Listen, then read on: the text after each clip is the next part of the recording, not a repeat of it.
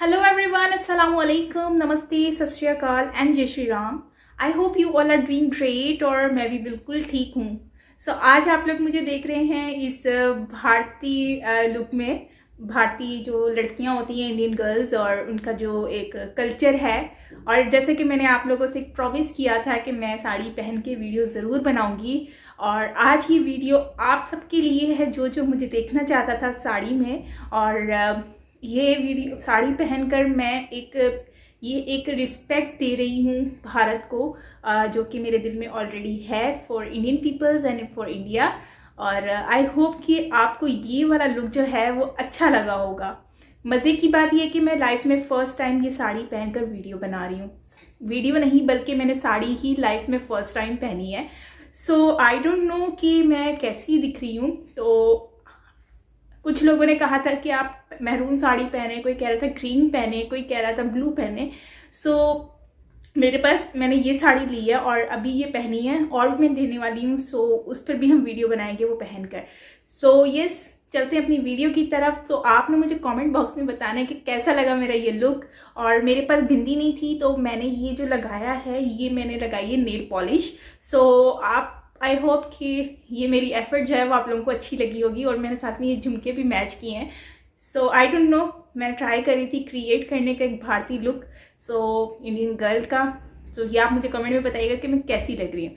आज चलते हैं अपनी वीडियो की तरफ. आज हम लोग रिएक्शन देने वाले हैं आरिफ आजाकिया की वीडियो पर. और ये वीडियो बहुत ही ज़्यादा मेरे पास सजेशंस में आ रही थी.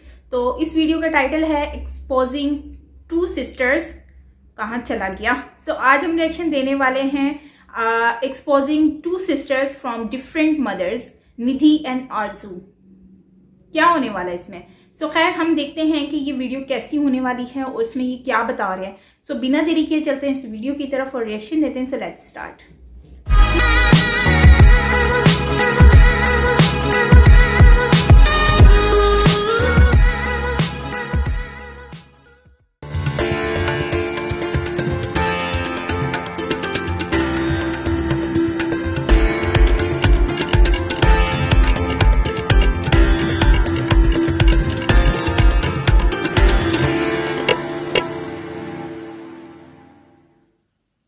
अजीज दोस्तों, अस्सलाम वालेकुम, नमस्ते, सत श्री अकाल, गुड आफ्टरनून. ये प्रोग्राम तो मैं specially two sisters with different mothers के बारे में कर रहा हूँ. दोनों पाकिस्तान की फेवरेट हैं, लेकिन बहरहाल पॉइंट ऑफ व्यू इनका सेम होता है. बैशिंग इंडिया, पैसा भी इंडिया से कमाना है. शुरू करते हैं निधि से. निधि जो कि एनडीटीवी के बारे में आप सबको अच्छी तरह पता है कि निधि राजदान क्या हैं और क्या करती रही हैं. एंटी इंडिया नैरेटिव को हमेशा आगे बढ़ावा दिया है इन्होंने. एंटी हिंदू नैरेटिव्स को हमेशा बढ़ावा दिया है इन्होंने. कम्युनिस्ट, अपीजमेंट, पाकिस्तान के लिए सॉफ्ट कॉर्नर, ये सब इनकी जर्नलिज्म का पार्ट एंड पार्सल रहा है. लास्ट ईयर निधि ने अचानक ऐलान किया कि मुझे हार्वर्ड ने हायर किया है और मैं एसोसिएट प्रोफेसर के तौर पे हार्वर्ड में पढ़ाऊंगी. अब यहाँ पे पहला सवाल तो ये होता है कि हार्वर्ड प्रोबेबली दुनिया की नंबर 1 यूनिवर्सिटी है, तो वो एक बीए पास को, खाली सिंपल ग्रेजुएट को एसोसिएट प्रोफेसर बनाएगी? ये समझ में आती नहीं है बात. दूसरा ये है कि हाईली क्वालिफाइड प्रोफेसर्स के बीच में निधि राजदान जैसे लोग, आईएसआई तो हायर कर सकती है, हार्वर्ड नहीं कर सकती. लेकिन यहाँ पे पूरे गेम की अभी तक समझ में आ नहीं रही. बड़ी मासूम बन के ये कह रही हैं कि I was a victim of fishing and this and that and. लेकिन खेल क्या है? जब बाइडेन साहब की इलेक्शन की मूवमेंट चल रही थी, इंडिया के जो इंडियंस लिविंग इन अमेरिका के वोट की ज़रूरत थी, तो हार्वर्ड के नाम पे इनके वेबिनार कराए गए. मैं आज आरिफ आजाकिया एक वेबिनार का ऐलान कर दूं और उस पर हार्वर्ड का लोगो लगा दूं, तो दूसरे दिन मुझे हार्वर्ड की तरफ से नोटिस आ जाएगा. यहाँ पे 1 साल तक कोई कुछ बोला ही नहीं. फिर वो पाकिस्तान के जो ऑर्गेनाइज्ड इवेंट्स हैं उसमें जाती रहीं. तो समझ में आने वाली बात है नहीं। देखें, अमेरिका है, कहते हैं ना कि दुनिया का सबसे पावरफुल कंट्री है, तो अमेरिका में अगर कोई एसोसिएट प्रोफेसर के उस पे जाते हैं तो वर्क वीज़ा पे जाते हैं, विजिटर्स वीज़ा पे, टूरिस्ट वीज़ा पे आप वहाँ पे काम कोई नहीं कर सकते। ये वहाँ पे हार्वर्ड के एसोसिएट प्रोफेसर के तौर पे वेबिनार करती रहीं। किस वीज़े पे गई थी? सवाल तो पहला ये है। वर्क वीज़े पे गई थी तो इतना आसान है अमेरिका का वर्क वीज़ा हासिल करना जाली हार्वर्ड के लेटर्स पे? क्वेश्चन है ना।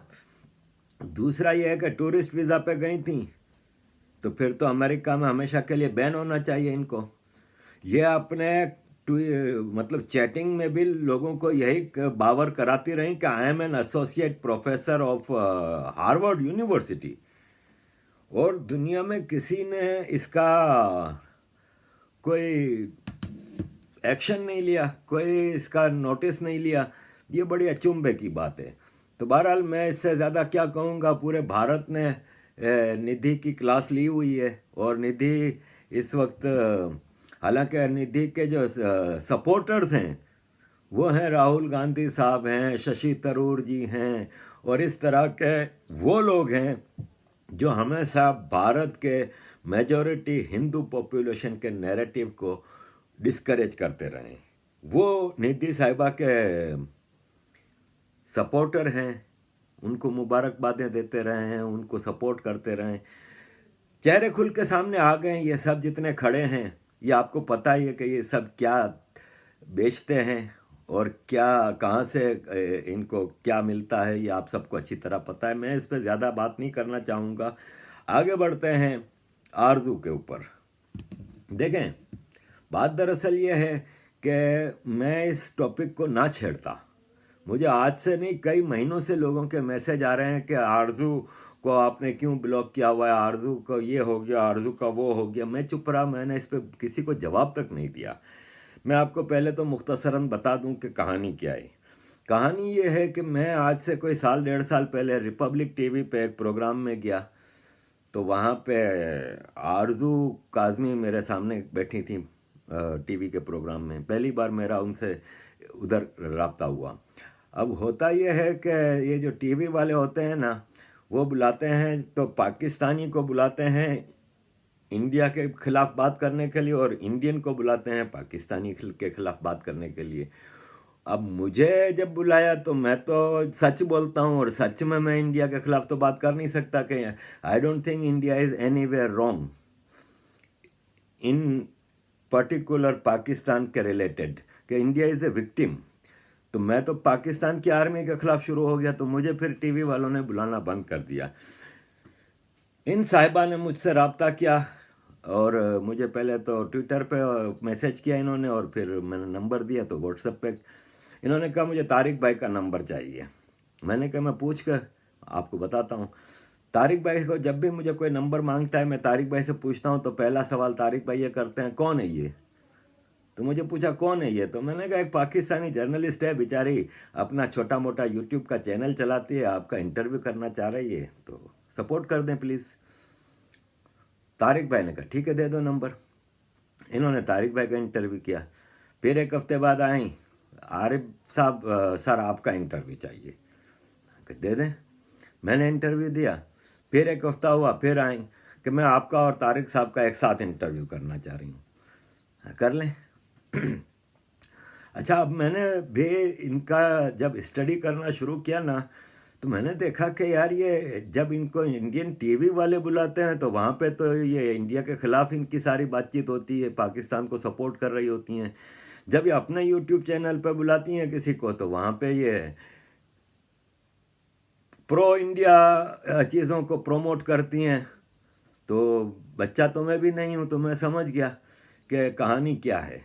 कहानी यह है कि हम अगर यूट्यूब से $1 कमाते हैं तो वो एक पाउंड भी नहीं होता लंदन में। इसकी वाज़ह मिसाल मैं ये दूंगा कि मेरा जनवरी का यूट्यूब, आज 22-23 तारीख हो गई है, तो मेरा जनवरी का 300 पाउंड बना है टोटल। और 300 पाउंड इस लंदन में क्या हैसियत रखता है ये आपको भी पता है कि 300 पाउंड से ज़्यादा तो हमारा इलेक्ट्रिक खर्च हो जाता है महीने का। खाली हमारा ट्रांसपोर्ट 300 पाउंड से ज़्यादा का खर्चा होता है। जबकि पाकिस्तान में 300 पाउंड का मतलब होता है 70-80 हज़ार पाउंड। फिर दूसरा ये है कि इनकी तो रोज़ की 2-3 वीडियो लगाती हैं और पाकिस्तानी रुपयों में ये लाखों रुपया कमाती हैं, तो इनके लिए तो बड़ा अच्छा काम हो गया। और मैं इस बात पे भी सोचने लगा कि ISI जो कि बड़े बड़े तुर्रम खान जर्नलिस्ट हैं, हामिद मीर हुए, हसन निसार हुए, इनको ऐसा डंडा किया हुआ है कि वो प्रो आर्मी स्टैंस लेके बैठे हैं और ये वहाँ पे रोज़ आर्मी की बैशिंग करवाती हैं। और किस तरह, तो फिर मैंने कहा चलो ना, छोड़ो, ये मेरा मसला है नहीं। वहाँ पे लाखों यूट्यूब चैनल हैं, ये भी चलाती हैं, चलाती रहें, मुझे इससे कोई गर्ज नहीं। लेकिन वापस उस तरफ आता हूँ कि जब इन्होंने मुझसे बहुत ज़्यादा तंग करना शुरू किया कि भाई पुष्पेंद्रा जी से कहें, वो मेरा इंटरव्यू नहीं ले रहे और ये और वो, और तो मैंने फिर मुनासिब ये समझा। और दूसरा क्या होता था कि जहाँ मैं कोई इंटरव्यू लेता था अपने चैनल के लिए किसी का, अगले दिन वो उससे रब्ता करती थी या मुझे कहती थी कि उससे रब्ता कराएं। जनरल हर्षा काकड़ हुए, संजय दीक्षित साहब हुए, जिस आप नाम लें, जिस का मैं इंटरव्यू करता था, मुझे बड़ा गुस्सा आया। मैंने कहा यार, ये किस किस्म का, ये तो धंधा बना लिया इन्होंने। जबकि मेरा उसूल ये है कि मैं पॉइंट ऑफ व्यू को चीज़ों को आगे लाता हूँ। मेरी ये कोशिश नहीं होती कि मैं यूट्यूब से बस माल बनाता रहूँ। मुझे तारिक भाई ने, मेजर गौरव आर्या साहब ने, जनरल हर्षा काकड़, संजय दीक्षित जी, जितने नाम आप लें, पुष्पेंद्रा जी, मुझे इन्होंने साफ कहा है कि आप जब कहेंगे आरिफ भाई, हम आपको इंटरव्यू देने को तैयार हैं। क्या आपने देखा है कि मैंने इनमें से किसी का हर दूसरे हफ्ते इंटरव्यू शुरू कर दिया है? मेरी सबसे ज़्यादा, पिछले 1.5 साल से मेरा यूट्यूब चैनल चल रहा है, मुझे सबसे ज़्यादा पैसा जिस यूट्यूब के वीडियो पे मिला है ना, वो मेजर गौरव आर्या के इंटरव्यू पे मिला है। क्या आपने देखा कि मैंने 1.5 साल में एक से ज़्यादा इनका इंटरव्यू लिया हो? तारिक भाई से तो मेरे अपने ज़ाती मरासी में आज के नहीं, कई सालों से मैंने अब तक तारिक भाई के 2 इंटरव्यू किए हैं। पुष्पेंद्रा जी, आपने मेरी वीडियो देखी हो अगर पुष्पेंद्रा जी वाली, तो उसमें वो खुद कह रहे हैं पब्लिकली कि आरिफ भाई जब आप बुलाएंगे मैं आऊँगा। मैंने उनको कभी जहमत दी? क्योंकि इस तरह तो मैं धंधा कर रहा हूँ। इसका मतलब कि मेरी ज़्यादा, अब टॉप 10 मेरी सक्सेसफुल वीडियो देखेंगे तो यही सारे इंटरव्यूज़ हैं। तारिक भाई का इंटरव्यू, पुष्पेंद्रा जी का इंटरव्यू, मेजर साहब का इंटरव्यू। तो क्या मैं धंधा बना लूँ? सुशील पंडित जी का मैंने एक बार लिया, बस लिया। मैं अपने, अगर मुझे माल कमाने का हिसाब किताब हो तो मैं भी हर हफ्ते एक तारिक भाई का, महीने में 2 इंटरव्यू तारिक भाई के, 2 मेजर साहब के, 2 पुष्पेंद्रा जी के, सुशील पंडित जी के लगाता रहूँ मैं। लेकिन मेरी कोशिश होती है कि भाई साहब, मैं नैरेटिव्स को आगे लाऊं और किसी के नाम पे अपना धंधा ना बना लूं। क्योंकि मैं पहले भी कह चुका हूं, आज भी कह रहा हूं कि मैंने यूट्यूब को कभी धंधा नहीं बनाया। इनका मसला ये था कि जब मैंने इनको ब्लॉक किया तो मुझे लोगों के मैसेज आना शुरू हुए कि आपने आरजू जी को ब्लॉक क्यों किया है। मैं परेशान, मैंने कहा लोगों को कैसे पता चला कि मैंने ब्लॉक किया है? तो लोग कह रहे थे कि आरजू जी कह रही हैं कि आरिफ साहब ने मुझे ब्लॉक कर दिया है। मुझे भी आरजू ने व्हाट्सएप पे मैसेज किया कि आपने मुझे ट्विटर पे ब्लॉक कर दिया है। मैंने उनको व्हाट्सएप पे भी ब्लॉक कर दिया। मैं कहा छोड़ो यार मगजमारी, बीबी तुम अपना काम करो, हमें इन चीज़ों से कोई गर्ज नहीं है। लेकिन जब फिर भी मैं लोगों को जवाब नहीं देता था, ना इनको मैंने कभी जवाब दिया, ना मैं समझता था कि मुझे इसकी ज़रूरत है। लेकिन फिर मुझे मैसेज आना शुरू हुए कि आरजू कह रही हैं अपने प्रोग्रामों में कि आरिफ आजाकिया को मैं इसलिए नहीं बुलाती अपने इंटरव्यू में कि मैंने तो इनको ब्लॉक कर दिया क्योंकि ये पैसे मांगते हैं। तो फिर मेरे लिए ज़रूरी था कि मैं अब इनको जवाब दूं। तो बात दरअसल ये है कि जब आरजू जी मेरा पहला इंटरव्यू ले रही थी तो स्काइप पे ले रही थी, तो स्काइप पे रिकॉर्डिंग से पहले बातचीत हो रही थी। तो मुझे कहती हैं कि आरिफ साहब आप टीवी पे ज़्यादा क्यों नहीं आते, इंडियन टीवी पे? वो तो पेमेंट भी अच्छी करते हैं, $300 से $500 देते हैं पर प्रोग्राम। मैंने कहा अच्छा आपको देते होंगे, मैंने तो आज तक ना मुझे उन्होंने किसी भी टीवी चैनल वाले ने आज तक ऑफ़र की है, ना मैंने मांगे हैं। और मैंने कहा कि मैं नहीं समझता कि मैं, ये अच्छी चीज़ है कि मैं पैसे के उस पर इंटरव्यू दूं, क्योंकि पैसे पे तो फिर आपको एजेंडे पे काम करना होता है। और शायद इसीलिए मुझे टीवी वाले बुलाते भी नहीं कि मैं उनके एजेंडे पे नहीं चलता, कि वो पाकिस्तानी जर्नलिस्ट को या ह्यूमन राइट्स एक्टिविस्ट को बुलाते हैं तो वो ये समझते हैं कि वो इंडिया के ख़िलाफ़ बात करेगा। तो मैंने कहा कि मैं तो नहीं करूँगा ये चीज़। तो मुझे रिकॉर्ड पे कह रहा हूँ, आज तक किसी टीवी चैनल ने कभी एक पैसा नहीं दिया, ना ऑफ़र की है ना मैंने मांगा है। अब आ जाते हैं यूट्यूब चैनल्स के। मेरी कोशिश ये होती है कि मैं यूट्यूबर्स को प्रीफर करूँ, जो भी मुझे रिक्वेस्ट करता है इंटरव्यू के लिए मैं उसको फ़ौरन करता हूँ। मैं उसके सब्सक्राइबर नहीं देखता, चाहे 500 सब्सक्राइबर हैं कि 5 लाख सब्सक्राइबर हैं। मैं कोशिश करता हूँ कि टाइम निकाल के भी मैं इनको इंटरव्यू दूँ। कभी मैंने किसी से एक पैसा ना मांगा है। एक बार सिर्फ ऐसा हुआ कि मुझे किसी ने ऑफ़र की कि आरिफ साहब आपका मैंने इंटरव्यू किया था, 5 लाख से ज़्यादा व्यू हो गए थे और मैंने इसमें अच्छा पैसा कमाया है, तो मैं चाहता हूँ कि मैं आपको $100 भेजूँ, तो आप बताएं कैसे भेजूँ। तो मैंने उनसे कहा कि भाई साहब सॉरी, मैं आपके पैसे कबूल नहीं कर सकता, क्योंकि मेरा ये उसूल नहीं है कि मैं इंटरव्यू के पैसे लूँ। तो मैंने कहा thank you very much for your offer, लेकिन मैं आपसे ये पैसे नहीं ले सकता।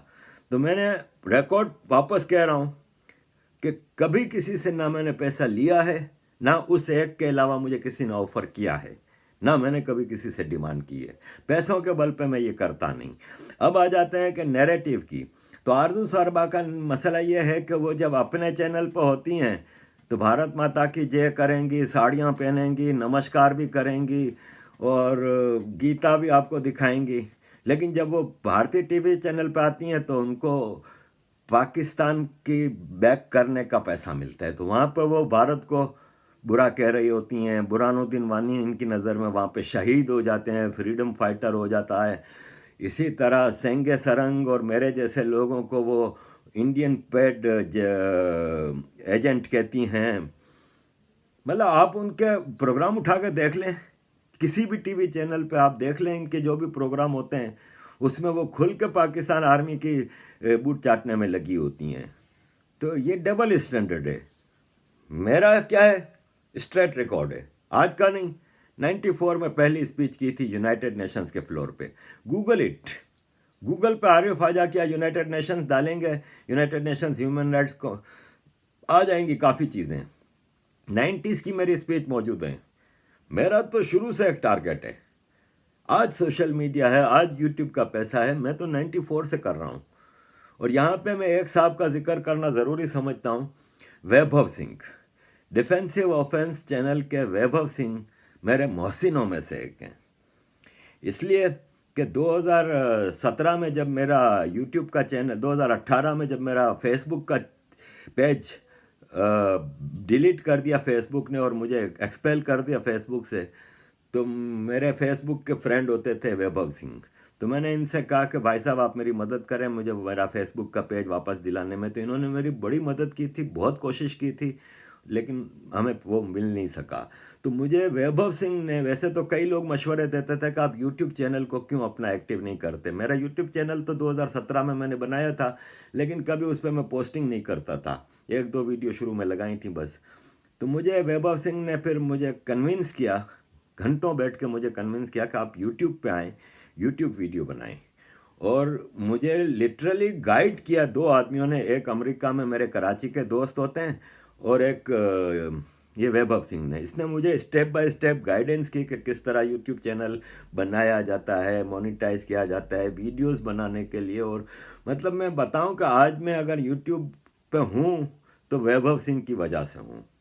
और ये इस बंदे का कैरेक्टर है कि वो सबकी मदद करता है, जितने भी यूट्यूबर होते हैं उनकी ये मदद करता है। He is a successful YouTuber. इनके चैनल की 11 लाख से ऊपर सब्सक्रिप्शन है इनके, अब तो 2-3 चैनल हैं और क्वालिटी प्रोडक्शन करते हैं ये। और ये सारे यूट्यूबर्स की मैं पहला नहीं हूँ, कईयों की इन्होंने मदद की है और इसी तरह आरजू की भी ये लोग मदद करते हैं।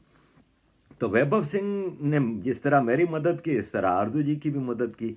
अब आरजू जी का क्या पॉइंट ऑफ व्यू है, क्या मकसद है, ये आपको खुद अब कैलकुलेट करना है, मैं इस पर कुछ नहीं कहता। अब एक सवाल आता है कि मेजर गौरव आर्या क्यों हर कुछ दिनों बाद आरजू को इंटरव्यू देते हैं। तो आरजू की अर्निंग मोस्टली मेजर गौरव आर्या की वजह से हो रही है, क्योंकि आरजू का जितने भी वो मेजर साहब के इंटरव्यू लगाती है उसमें वो पाकिस्तानी रुपयों में 1.5-2 लाख रुपया हर इंटरव्यू का कमा लेती है। अब मेजर साहब क्यों जाते हैं तो मुझे लोग सवाल करते हैं, तो मैं इसका जवाब तो नहीं दे सकता, लेकिन मैं एक बात ज़रूर कहूँगा कि मेजर गौरव आर्या से मैं यूट्यूब चैनल बनाने से पहले और इवन वैभव सिंह से भी मेरी दोस्ती से पहले से मैं जानता हूँ उनको।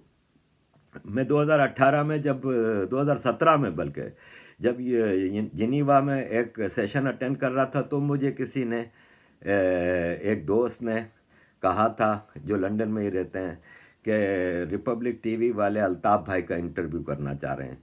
तो मेजर गौरव आर्या साहब का मुझे नंबर दिया था कि इनसे आप बात करें। तो मेरी उस ज़माने में 2017 में मेजर साहब से बात हुई थी पहली बार, और तब से मैं इनसे राब्ते में हूँ।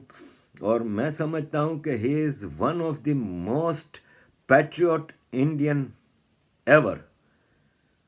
तो मेजर साहब कुछ सोच के ही करते हैं, जो भी करते हैं वो जो भी करते हैं भारत के मफाद में करते हैं। आफ्टर ऑल आरजू के प्रोग्राम में जाके वो पाकिस्तान की धुलाई ही करते हैं ना, तो कोई मुज़ायका नहीं है। और वो अच्छा करते हैं, उसके अगेंस्ट में किसी को क्या फ़ायदा होता है मेजर साहब ये नहीं सोचते, ये सोचते हैं कि भारत का मैसेज तो वो आगे कर रहे हैं। तो इसलिए आप लोगों को मेजर साहब के उस किसी को इंटरव्यू देने पे एतराज़ नहीं होना चाहिए। यही चीज़ तारिक भाई की है कि तारिक भाई भी जब कहीं भी इंटरव्यू देते हैं तो वो इंटरव्यू लेने वाले का पॉइंट ऑफ व्यू आगे नहीं बढ़ा रहे होते, वो अपना पॉइंट ऑफ व्यू आगे बढ़ा रहे होते हैं। तो ठीक है, तो ये देखें, मेरा कैरेक्टर मैं अपना साम रखूँगा। मैं ये आखिरी वीडियो आरजू के हवाले से वो कर रहा हूँ, इसके बाद मैं इस खातून का कोई जिक्र नहीं करूँगा। इसको जो बकवास करनी है करे। इसने कल ट्वीट की है कि संजय दीक्षित के प्रोग्राम में मैं और संजय दीक्षित जी ये आरजू का मैटर डिस्कस कर रहे हैं। तो इसने ये ट्वीट की है कि कुत्तों मेरे बारे में लोग बात, हम जिनके बारे में सोचते नहीं वो अपने प्रोग्राम में हमें डिस्कस करते हैं, और कुत्तों के भौंकने से काफ़िले नहीं रुकते और इस तरह की चीज़ें। तो इन अदर वर्ड्स मुझे और संजय भाई को इसने कुत्ता भी कह दिया। ये है इसकी लेवल, ये इसका कैलिबर है कि इसको इज्जत करनी किसी की आती नहीं है। मुझे चलें छोड़ें, संजय भाई को भी इसने क्या कह दिया ये आप अच्छे तरह समझदार हैं। तो मैं आज के बाद इस औरत के बारे में चाहे ये कुछ भी बकवास करती रहे, मैं नहीं बोलूँगा कि ये इसका कैलिबर नहीं है। ये बस धंधा कर रही है, अपना माल बेच रही है, इसके लिए इसका अपना कोई पॉइंट ऑफ व्यू नहीं। मेरा पॉइंट ऑफ व्यू ये है कि मैं 94 से आज मुझे 26-27 साल हो गए हैं, मैं एक ही पॉइंट ऑफ व्यू पर हूँ। मैं जानता हूँ कि साउथ एशिया के सबसे बड़े सारे प्रॉब्लम के जो रूट कोज है वो पाकिस्तान आर्मी है, और पाकिस्तान आर्मी ही सारे फसाद की जड़ है।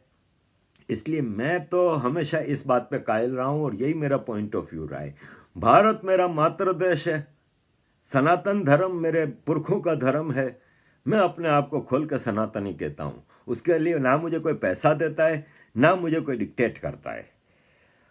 तो मेरा तो ये उसूल रहा है। इवन कि मैं वापस एक दो चीज़ें बता दूं कि मैं जब मेयर था 2005 से 2007 तो मैं आपको एक वाक़या बताना चाहूँगा जो मैं पहले YouTube में 2015-2016 में रोज़ की एक वीडियो बनाता था, उसमें भी ये वाक़या बता चुका हूँ, और शायद अपने YouTube चैनल पे भी साल 1.5 साल पहले किसी वीडियो में इसका जिक्र किया है कि मैं जब मेयर था जमशेद टाउन का, तो मेरे इलाके में लाइन्स एरिया एक एरिया है, वहाँ पे 30 घरों को पाकिस्तान आर्मी ने मार्क किया कि हम ये घर कब्ज़ा करने आ रहे हैं। तो वो रेसिडेंट्स जो थे वो मेरे पास आए कि आरिफ भाई ये हमारे घरों पे कब्ज़ा करने आर्मी कल आ रही है। तो मैंने अपने सेक्रेटरी को पूछा कि क्या चक्कर है। तो मेरे सेक्रेटरी ने मुझे फ़ाइल ला के दी कि बोला सर ये 30 घर है ना, ये कराची म्यूनसिपलिटी के ऑनरशिप है, और 1979 में आर्मी से हमने ये ख़रीदे हैं, क्योंकि कराची 60% कंटोनमेंट एरिया कहलाता है। तो कंटोनमेंट इज़ अंडर आर्मी। तो हमने ये देखें पेमेंट की मौजूद है सारा, और हमने ये ख़रीदे हैं, ये हमारी प्रॉपर्टी है, म्यूनसिपलिटी की प्रॉपर्टी है। तो मैंने कहा मेरी अपॉइंटमेंट कराओ, चलो भाई। तो army headquarter Karachi election building के पीछे है, वहाँ पे मेरी इन्होंने अपॉइंटमेंट कराई। मैं वहाँ पे गया, ग्रेड 18 की मिलिट्री ब्यूरोक्रेट थी कोई खातून, उनसे मेरी मीटिंग हुई। तो मैंने उनसे कहा, मैंने कहा आपने ये बोला, हाँ वो हमने घर तो अपने हमारी ज़मीन है। तो मैंने वो फाइल आगे कर दी। मैंने कहा मैडम ये 1979 में हमने आपसे ख़रीद ली थी म्यूनसिपलिटी ने। तो इन्होंने कहा कि तो आपको हम वो पेमेंट वापस कर देते हैं, हम नहीं बेचना चाह रहे। मैंने कहा ये तो बिक गई ना 79 में, अब आप 2006 में बैठी हैं तो बिक गई, और वो पेमेंट 79 की आज कितने करोड़ों में हो गई, इसको छोड़ें। तो बोले मैं इन चक्करों में नहीं पड़ती, और घर तो हम कल कब्ज़ा करने आ रहे हैं। तो मुझे मेरे सेक्रेटरी ने पहले ही बता दिया था कि सर एक्चुअली वहाँ पे बिल बोर्ड लगते हैं, बड़े बड़े, और एक बिलबोर्ड का 10 लाख रुपया 3 महीने का होता है। तो ये 30 घरों पे 30 बिलबोर्ड लगेंगे। कराची में आपको शारा फैसल है, सबसे बड़ी रोड है कराची की, आप उस पर देखेंगे तो एक किताब की तरह बिलबोर्ड लगे हुए हैं। तो उसने मुझे उस वक्त का रेट बताया था कि सर ये 10 लाख रुपया 3 महीने का एक बिलबोर्ड देता है, तो आप खुद सोचें कि 30 बोर्ड के कितने हुए। तो 3 करोड़ 3 महीने के इनकम है, तो इसलिए आर्मी वो घर पे कब्जा करना चाहती है। तो मैंने उसको कहा, मैंने कहा मैडम मुझे अच्छी तरह पता है कि आप इस घर पे क्यों कब्जा करना चाह रही हैं और सारा पैसे का खेल है। और बदकिस्मती है कि मैं तो समझता था कि हमारी आर्मी हमारी हिफाजत करेगी सिविलियंस की। तो कहती है कि listen, we decide the fate of people here and nobody dares point out anything to us. तो मैंने कहा कि फिर तो बड़े शर्म की बात है, हम तो समझते थे कि ये हमारी मुहाफिज फौज है, हमसे सैलरी लेके हमारी हिफाजत नहीं कर रही। I am ashamed of my army. तो कहती है यू मे गो नाउ, मैं आपसे बदतमीजी नहीं करना चाह रही। मैं कहा अच्छा मैं आपको कोर्ट में ले जाऊंगा। ये कह के मैं उठा, मेरा मूड खराब हो गया। मैंने ड्राइवर को कहा, मैंने कहा घर ले चलो यार, ऑफिस नहीं जाना। घर गया तो बच्चों ने कहा कि पापा मैकडोनल्ड ले जाएं। मैं कहा अच्छा चलो। मैं लेके इनको मैकडोनल्ड गया। मैकडोनल्ड की लाइन में मैं खड़ा था तो मुझे सिटी मेयर मुस्तफ़ा कमाल, जो आजकल बूट चाट रहे हैं, वो अल्ताफ़ हुसैन को छोड़ के आजकल फुल टाइम बूट चाट रहे हैं, और सही मानों में मतलब सबसे बड़ा बूट चाट इस वक्त कराची में सिटी मेयर, उस वक्त का सिटी मेयर मुस्तफ़ा कमाल। तो मुस्तफ़ा कमाल ने मुझे फ़ोन किया, बोला आरिफ भाई आप आज आर्मी की फला जगह गए थे। मैंने कहाँ गया था? तो बोले आप पागल वागल तो नहीं है? मैंने कहा क्यों, क्या हुआ? बोले आपने वहाँ पे इस तरह बदतमीज़ी की। मैंने कहा बदतमीज़ी तो उन्होंने की थी, और मैंने तो खाली जवाब दिया है। तो बोला आप क्या समझते हैं, आप इस वक्त कराची में बैठे हैं कि जिनीवा में बैठे हैं? आप अपने जहन से निकाल क्यों नहीं देते कि आप फ्रेंच सिटीज़न हैं या जिनीवा में बैठे हैं? आप कराची में बैठे हैं, मेयर होते हुए भी आप गायब हो जाएंगे, आपको पता नहीं चलेगा। तो मैंने कहा कि यार मुस्तफ़ा भाई आप मुझे सपोर्ट करने के बजाय आर्मी वाली को सपोर्ट कर रहे हैं। बोला मैं आपकी जान बचा रहा हूँ, नज़र भी नहीं आओगे यहाँ पे, आपकी लाश पे पड़ी होगी सड़कों पे, और आइंदा आप इस इशू पे बात नहीं करेंगे, मैं इस मसले को देख रहा हूँ। मैं कहा अच्छा ठीक है। रात हुई तो मुझे लंदन से इमरान फारूक भाई का फ़ोन आ गया, हमारी पार्टी के कन्वीनियर थे लंदन में। उन्होंने कहा आरिफ भाई आपका दिमाग विमाग तो ठीक है कि नहीं, आप क्या अपनी ज़िंदगी से बेजार हैं? मैंने कहा क्यों? बोले आप इस तरह की हरकतें कर रहे हैं वहाँ पे, आप पाकिस्तान में रह कर आर्मी के बारे में ऐसी बातें कैसे कर सकते हैं? तो मैंने कहा कि इमरान भाई तो फिर गलत तो गलत है ना। बोले यार छोड़ें यार, आपको अगर नहीं करना काम तो आप बंद करें अपनी दुकान और आ जाएं वापस, वैसे ही आपके बारे में बहुत शिकायतें हैं। तो मैंने कहा शिकायतें यही हैं कि मैं करप्शन ना कर रहा हूँ ना करने देता हूँ, यही शिकायतें हैं ना। मैंने कहा हर आदमी यहाँ पे मेरे पास फाइलें लेके आता है कि हमारी फाइल पास कर दो। तो मैंने कहा वो हमारी पार्टी का मेंबर हो कि ना हो, मैं नहीं करता जो गलत चीज़ है। मैंने कहा कोई लाता है कि ये प्लॉट है, एम्यूनिटी प्लॉट है, लेकिन मैं इस पर फलां चीज़ बनाना चाह रहा हूँ, आपके एक साइन से मुझे वो मिल जाएगा। तो मैंने कहा मैं तो ये चीज़ें नहीं करता हूँ। तो मुझे बोला आरिफ भाई आपकी ज़िंदगी अगर आप चाहते हैं तो आप वापस आ जाएं और रिज़ाइन करें, छोड़ें। तो मैं तो 4 साल के टेन्योर 2 साल में छोड़ के वापस आ गया था रिज़ाइन करके, क्योंकि घर से भी वालदा का और बीवी का प्रेशर होता था कि चलो चलो तुम यहाँ पे मरने के लिए आए हो। तो मैंने तो अपना स्टैंड कभी नहीं बदला, ना पाकिस्तान में ना पाकिस्तान से बाहर। और रहा सवाल ये कि ये जो इतना अपना यूट्यूब चैनल पे इतना चीज़ें चला रही हैं, इनको कोई क्या बोलता है क्या नहीं बोलता आई डोंट नो। मैं आज आपके सामने एक बात रख रहा हूँ अपनी। 12 जुलाई last year Chinese embassy London के सामने एक मुजाहरा हुआ था भारतीयों का। मैंने वहाँ पे जन गण मन पहली बार भारतीय नेशनल एंथम गाया था। उसी शाम कराची में मेरे एक बहुत ही करीब रिश्तेदार, बहुत ही करीब, मेरी औलाद जैसा समझ लें, उसको उठा लिया ISI ने। 6 महीने से रगड़ा दे रहे थे, और मेरे करीब के लोग सब जानते हैं ये, मुझे रोज़ फ़ोन करके पूछते थे। संजय दीक्षित भाई को मैंने उसी वक्त बताया था, कई जर्नलिस्टों को भी बताया था कि मैं ये ओपन नहीं करना चाह रहा, लेकिन मेरे साथ ये हुआ है। और फिर दिसंबर में मेरे पास लंदन में एक साहब आए, बड़ी कोशिश की कि मुझे उन्होंने यहाँ तक कहा कि आप ने क्यों नेशनलिटी सरेंडर कर दी है पाकिस्तान की, और आप हमारे कैंप में आ जाएं, हमारी छितर छाया में आ जाएं। तो मैंने उनको यही कहा था कि आपकी गलत फहमी है कि मैंने पाकिस्तानी नेशनलिटी सरेंडर की है। ना मैंने पाकिस्तानी नेशनलिटी सरेंडर की है, ना करूँगा। ये मेरा बाय बर्थ राइट है, और मैं इतना तो इंटरनेशनल लॉ जानता हूँ कि दुनिया की कोई ताकत मुझसे मेरी पाकिस्तानी नेशनलिटी नहीं छीन सकती। आप भी नहीं, चाहे आप पाकिस्तान की आर्मी हैं। ठीक है, मेरा पासपोर्ट आप रिन्यू नहीं करते, ना करें, मुझे ज़रूरत ही नहीं। मैं फ्रेंच पासपोर्ट पर ही ट्रैवलिंग करता हूँ, लेकिन मैं पाकिस्तानी नेशनल था, हूँ और रहूँगा। आप कोई मुझसे ये छीन नहीं सकते, मेरा बाय बर्थ राइट है ये, और मेरे बच्चों के पास भी पाकिस्तानी नेशनलिटी है। तो इसलिए आप इस बात पे वो ना रहें। और रहा सवाल मैं आपकी छित्तर छाया में आ जाऊं, तो मैं आपकी छित्तर छाया में आने से बेहतर अपने आप को मारना पसंद करूंगा, लेकिन मैं आप जैसे घिनौने लोगों के साथ मिलकर काम नहीं करूंगा। ये अभी दिसंबर की बात है, वो मेरे करीब के लोग, काफ़ी लोग ये बात जानते हैं। तो भाई साहब, मैंने कंप्रोमाइज़ नहीं किया किसी कीमत पे, ना मैं पैसा कमाने के लिए ये चीज़ें कर रहा हूँ। मैं प्योरली पाकिस्तान में होने वाले जुल्म के खिलाफ आवाज़ उठाता हूँ। मैं सिर्फ सच बोलता हूँ, और जिस चीज़ पे बिलीव करता हूँ उसका प्रचार करता हूँ। ना मैं किसी के डिक्टेशन पे बोलता हूँ, ना मैं किसी से डरता हूँ। जिस दिन मेरी आनी है उस दिन आनी है। तो इसलिए मुझ पे अब कोई भी इल्ज़ाम लगाएगा, मैं उसका जवाब नहीं दूंगा, क्योंकि मुझे बार बार अपनी सफाई देने की ज़रूरत नहीं है। ना मैं किसी के बल पे खाता हूँ। अगर मुझे 300-400 पाउंड यूट्यूब से आते हैं तो ना आए भाई, मुझे इससे कोई फ़र्क नहीं पड़ता। ये सोशल मीडिया, भाई साहब, मेरा इतना बड़ा फेसबुक का भी पेज उन्होंने डिलीट कर दिया था, फोरम ख़त्म कर दिया था। किसी दिन भी मेरा यूट्यूब चैनल डिलीट कर देंगे। लेफ्ट का सोशल मीडिया है भाई, किसी दिन भी मेरे ट्विटर को भी बंद कर देंगे। तो मैं तो इस सोशल मीडिया पे डिपेंड करता नहीं। मैं तो 26 साल से 1994 से लेके अब तक मुसलसल ह्यूमन राइट्स का काम करता रहा हूँ, और करता रहूँगा अपने बल पे। मेरी वेबसाइट मौजूद है, जब भी कोई मसला हो, मुझे आप ढूंढना चाहें, मेरी वेबसाइट पे आ जाएं। तो ये है जी मेरी कहानी।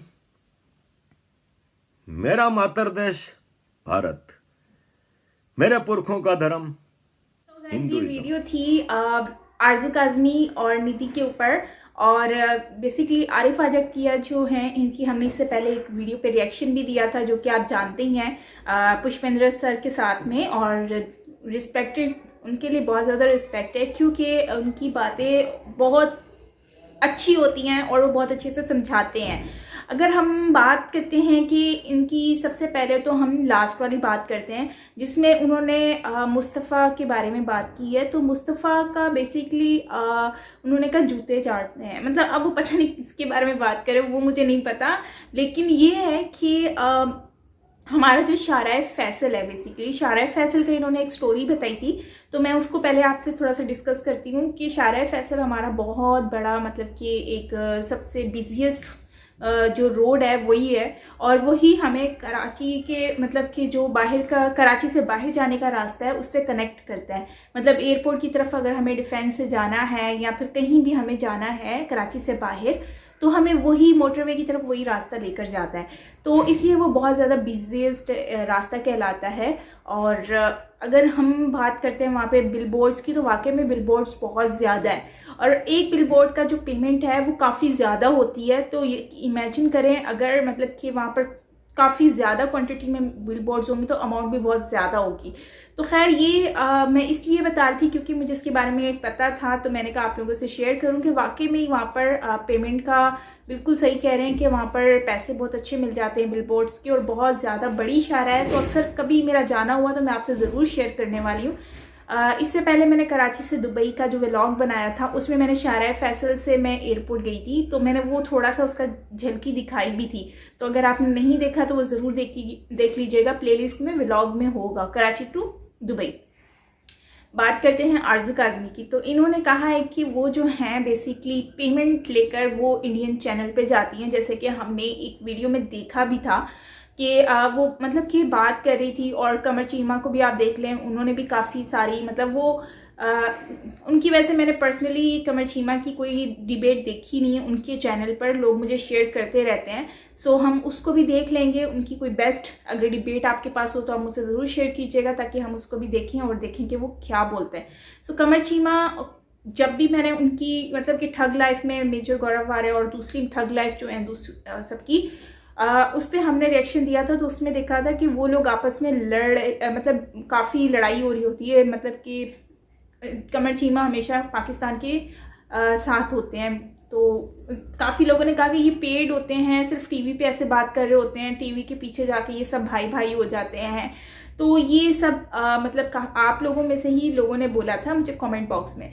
सो मेरा पॉइंट ऑफ व्यू है ये है कि यार आप अपने चैनल पर पॉजिटिविटी दिखाते हो, ठीक है, कि आप जो सामने आपके फॉलोअर्स हैं वो आपको देखें, आपको वैल्यू करें, ठीक है। तो अगर वो आपको इतना कीमती टाइम दे रहे हैं तो उनसे आप चीटिंग मत करो। अब मैं ये इसमें ना तो मैं आरजू जी को कुछ कह रही हूँ कि आरजू ने गलत बोला है, ना ही मैं उनको बोलूँगी जो आजकियस आरिफ साहब ने कहा है, तो मैं उनके बारे में भी नहीं कह रही। मैं इसमें किसी को पॉइंट नहीं कर रही, मैं एक अपना ऑनेस्ट रिव्यू दे रही हूँ। तो अगर आप लग रहा है कि आप मतलब कि दिल से कोई चीज़ करते हो तो वो करो, और अगर आप सिर्फ अर्निंग के लिए ये सब कर रहे हो तो फिर बिल्कुल मत करो। अब आप मेरी प्रीवियस वीडियोस देख लें, जितनी भी वीडियोस होंगी उसमें मैंने काफ़ी चीज़ें जो हैं, अक्सर मैं पाकिस्तान के लिए भी बोल रही होती हूँ। जो चीज़ सही लगती है मैं बोलती हूँ, जो चीज़ नहीं सही लगती उसमें मैं नहीं बोलती। काफ़ी लोग जो हैं वो फिर मुझे बोल रहे भी होते हैं कि आपने ये बात देखो ऐसे बोली है, ऐसे बोली है, लेकिन मैं उन चीज़ों को देख रही होती हूँ, फिर भी मैं वो बोलती हूँ जो वीडियो के अकॉर्डिंगली मुझे अच्छा समझ आ रहा होता है, अच्छा नहीं बल्कि समझ आ रहा होता है।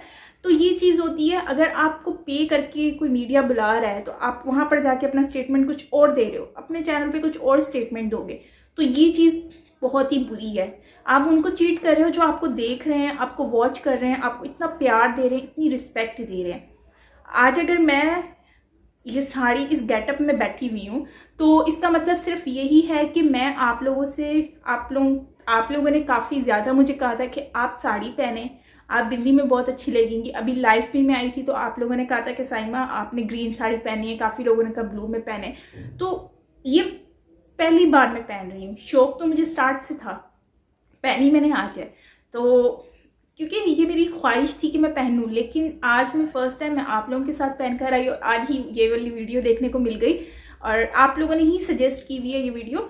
तो मैं यही कहूँगी कि मैंने अपनी खुशी से किया है, ये मेरी खुशी है, मेरा एक शौक़ था और आज वो पूरा हुआ और ये मैंने आप लोगों के साथ शेयर किया है। तो मतलब कि जो भी चीज़ करनी है वो अपने दिल से करें, जो आप अंदर की जो फीलिंग से होती है ना चीज़ें, वो अच्छी होती हैं। अगर आप सिर्फ दिखावा करके कुछ करेंगे तो वो चीज़ गलत हो जाएगी।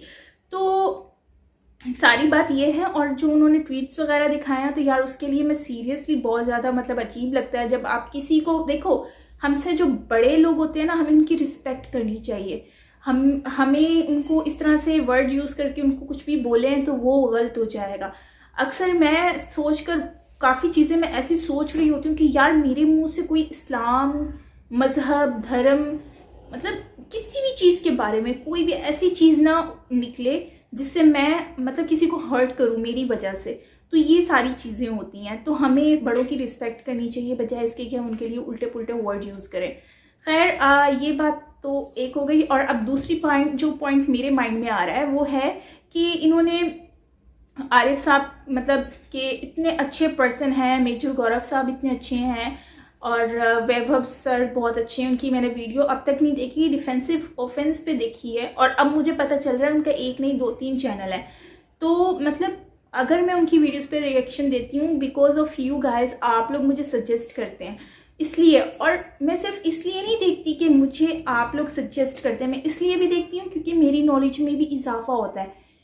मुझे बहुत सारी चीज़ें पता चलती हैं, इसमें समझ आती है कि यार आप लोग मुझे ये सजेस्ट कर रहे हैं तो क्यों कर रहे हैं।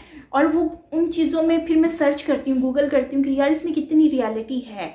तो मुझे ये चीज़ें अच्छी लगती हैं यार। आप लोग और मतलब कि अगर हर वक्त आप लोग काफ़ी और भी चीज़ें, तारिक फ़ातेह साहब हैं, पुष्पेंद्र सर हैं, और भी बहुत सारे लोग हैं, उनकी वीडियोस भी आप लोग सजेस्ट कर रहे होते हैं। काफ़ी लोग मुझे न्यूज़ चैनल्स की वीडियोस सेंड कर रहे होते हैं, तो वो मैं चीज़ें देख रही होती हूँ।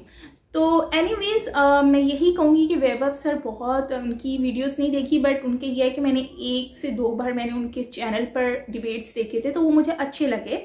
और गौरव सर तो मैं हमेशा से कहती हूँ, बहुत अच्छी वीडियोस में मतलब समझाते हैं, प्यार से समझाते हैं, अच्छे तरीके से समझा रहे होते हैं, तो अच्छा लगता है उनको सुनकर।